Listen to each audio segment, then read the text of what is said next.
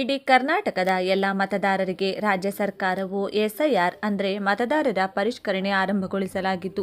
ಈ ವಿಡಿಯೋದಲ್ಲಿ ನಿಮಗೆ ಎಸ್ಐಆರ್ ಅಂದರೆ ಏನು, ಇದು ಯಾಕೆ ಮಾಡಲಾಗ್ತಿದೆ, ಪ್ರತಿಯೊಬ್ಬ ವೋಟರ್ ಐಡಿ ಇರುವವರು ಕಡ್ಡಾಯವಾಗಿ ಮಾಡಲೇಬೇಕಾದ ಕೆಲಸವೇನು, ನಿಮ್ಮ ಮನೆಗಳಿಗೆ ಬಿಎಲ್ಒಗಳು ಬರುತ್ತಿದ್ದಾರೆ, ಬಂದಾಗ ನೀವು ಏನು ಮಾಡಬೇಕು, ಅವರಿಗೆ ಯಾವೆಲ್ಲ ದಾಖಲೆಗಳು ಮತ್ತು ಮಾಹಿತಿಯನ್ನು ನೀಡಬೇಕು, ಹಾಗೂ ರಾಜ್ಯ ಸರ್ಕಾರವು ಈ ಎಸ್ಐಆರ್ ಪ್ರಕ್ರಿಯೆ ಆರಂಭಗೊಳಿಸಲು ಕಾರಣವೇನು, ಇದನ್ನು ಕಡ್ಡಾಯವಾಗಿ ಮಾಡದಿದ್ರೆ ಏನಾಗುತ್ತದೆ. ಒಟ್ಟಿನಲ್ಲಿ ಹೇಳಬೇಕಾದ್ರೆ ವೋಟರ್ ಐಡಿ ಕಾರ್ಡ್ ಇದ್ದವರು ಮತ ಚಲಾಯಿಸುವ ಮತದಾರರು ಅಂದರೆ ವೋಟ್ ಹಾಕುವವರು ತಪ್ಪದೆ ಈ ವಿಡಿಯೋವನ್ನ ಎಲ್ಲಿಯೂ ಕೂಡ ಸ್ಕಿಪ್ ಮಾಡದೆ ಕೊನೆವರೆಗೂ ನೋಡಿ.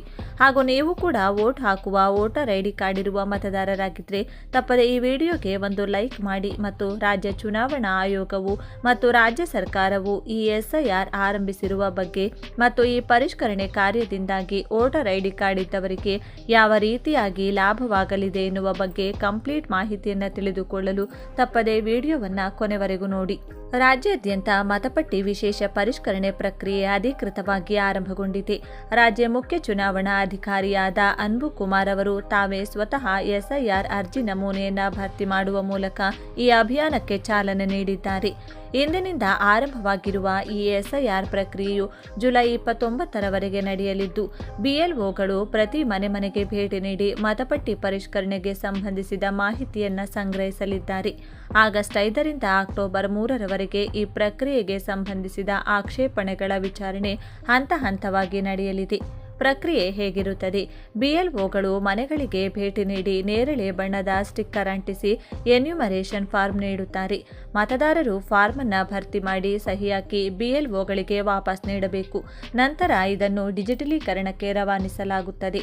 ಒಂದು ವೇಳೆ ಬಿಎಲ್ಒಗಳು ಭೇಟಿ ನೀಡಿದಾಗ ಸಾರ್ವಜನಿಕರು ಮನೆಯಲ್ಲಿ ಲಭ್ಯವಿಲ್ಲದಿದ್ದರೆ ಅಥವಾ ಮನೆಗೆ ಬೀಗ ಹಾಕಿದ್ರೆ ಕೆಂಪು ಬಣ್ಣದ ಸ್ಟಿಕ್ಕರ್ ಅನ್ನು ಅಂಟಿಸಲಾಗುತ್ತದೆ.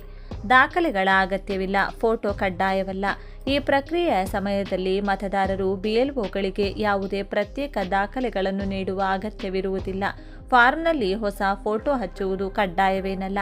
ಆದರೆ ಮತದಾರರ ಪಟ್ಟಿಯಲ್ಲಿ ಹಳೆಯ ಅಥವಾ ಅಸ್ಪಷ್ಟ ಫೋಟೋಗಳಿದ್ದರೆ ಹೊಸ ಫೋಟೋವನ್ನು ಲಗತ್ತಿಸಲು ಕೋರಲಾಗಿದೆ. ಮತದಾರರ ಬಳಿ ಫೋಟೋ ಇಲ್ಲದಿದ್ದರೆ ಬಿಎಲ್ಒಗಳೇ ತಮ್ಮ ಮೊಬೈಲ್ ಮೂಲಕ ಫೋಟೋ ತೆಗೆದುಕೊಳ್ಳಲು ಅವಕಾಶ ಕಲ್ಪಿಸಲಾಗಿದೆ.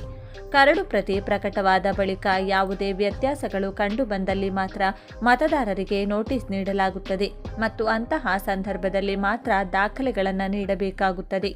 ಮುಖ್ಯ ಚುನಾವಣಾಧಿಕಾರಿಗಳ ಮನವಿ. ಕರ್ನಾಟಕದ ಎಲ್ಲ ಮತದಾರರು ಜುಲೈ 29ರ ಒಳಗಾಗಿ ತಮ್ಮ ಮನೆಗೆ ಬರುವ ಬಿಎಲ್ಒಗಳಿಂದ ಫಾರ್ಮ್ ಪಡೆದು ಅಗತ್ಯ ಮಾಹಿತಿಗಳನ್ನು ಭರ್ತಿ ಮಾಡಿ ಸಹಿ ಹಾಕಿ ಕಡ್ಡಾಯವಾಗಿ ವಾಪಸ್ ನೀಡುವ ಮೂಲಕ ಮತಪಟ್ಟಿ ಪರಿಷ್ಕರಣೆ ಕಾರ್ಯಕ್ಕೆ ಸಹಕರಿಸಬೇಕಾಗಿ ರಾಜ್ಯ ಮುಖ್ಯ ಚುನಾವಣಾಧಿಕಾರಿ ಅನ್ಬು ಕುಮಾರ್ ಅವರು ವಿನಂತಿಸಿದ್ದಾರೆ.